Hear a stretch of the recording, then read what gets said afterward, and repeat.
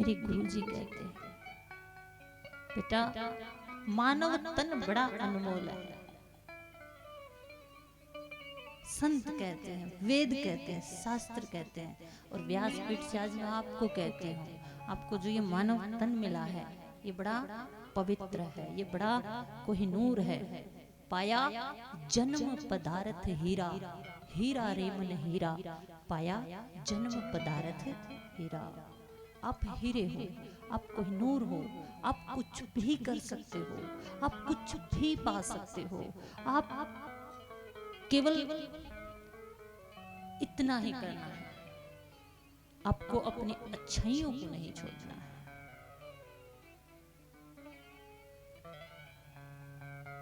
पता नहीं एक दिन कौन सी बात आपके अंदर वो परमात्मा प्रवेश कर दे और आप उसके मार्ग पर लग जाओ। एक ही बात व्यक्ति के मार्ग को बदल सकती है।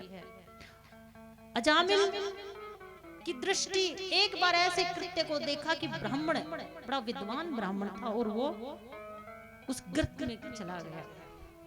एक ही बोल, एक बड़ी प्यारी कहानी है, अच्छी कहानी है। एक राजा के महल में एक बांदी आती थी, बोलना पड़ेगा। आज की कथा को बड़े भाव से, प्रेम से श्रवण करना, क्या पता कौन सी बात आपके दिल में बैठ जाए, उसको पाने की, कृष्ण को पाने की, भगवान को पाने की। आप आ गए हो तो आराम से बैठे, तन से बैठे हो तो अब मन को कथा में लगाइए। मन ही देवी देवता, मन ही भूत प्रेत, और मन ही हर हो जात है जो पूजे सचे। वो रोज जाती थी राजा के महल में, राजा के कमरे की सफाई करने, पूरे कमरे की सफाई करती थी। राजा जिस सेज पे सोता था वो उसकी भी सफाई करती थी, रोज यही काम करती थी। उसकी ड्यूटी लगी थी, उसको ये काम दिया गया था। एक दिन सारे कमरे की उसने सफाई करते करते जैसे ही राजा की सेज की तरफ गई, सेज समझते हो ना, जहाँ राजा सोता है, और जैसे ही वो सेज की सफाई करने लगी, सफाई करते करते उसको ख्याल आ गया, क्या बात है, कितनी सुंदर सेज है। हाथ फेरते फेरते, राजा इस पे सोता है, सारे देश का जो राजा है, कितनी प्यारी। और ख्याल आते आते वो उसी सेज पे सो गई। बोलना पड़ेगा, क्यों ना आज मैं भी सो के देखूं। आज वो सो गई और इतनी गहरी नींद में सोई, पता ही नहीं चला राजा आ गया। राजा आया, राजा को बड़ा गुस्सा आया, तेरी इतनी मजाल, तेरी इतनी औकात, अरे तू कहाँ बांधी, तू राजा की सेज पे सोती, अभी मजा चखाऊंगा, अभी बताता हूँ तुझे। वो बौखलाहट में उसको बोले जा रहा था, और वो बेचारी एकदम से खड़ी हुई,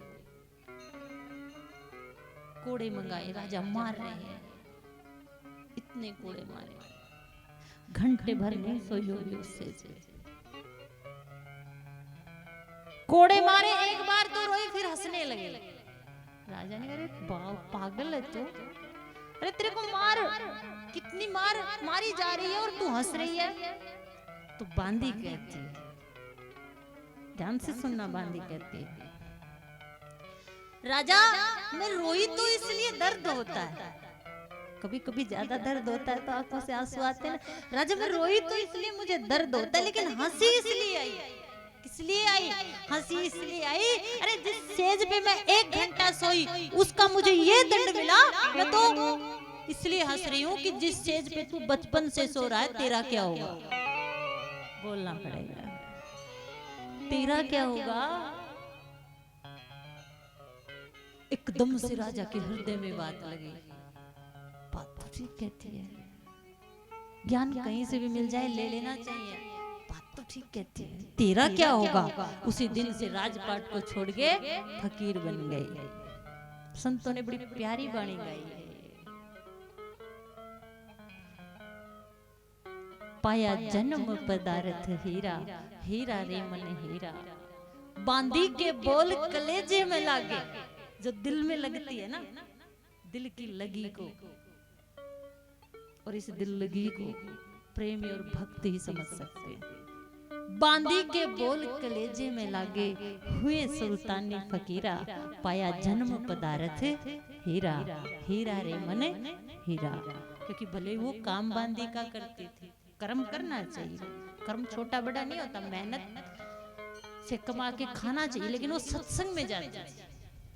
उसके एक शब्द ने सुल्तानी को फकीर बना दिया। फिकर सबको खा गई, फिकर सबकी पीर, और फिकर की सो फाकी करे, वाह को नाम फकीर।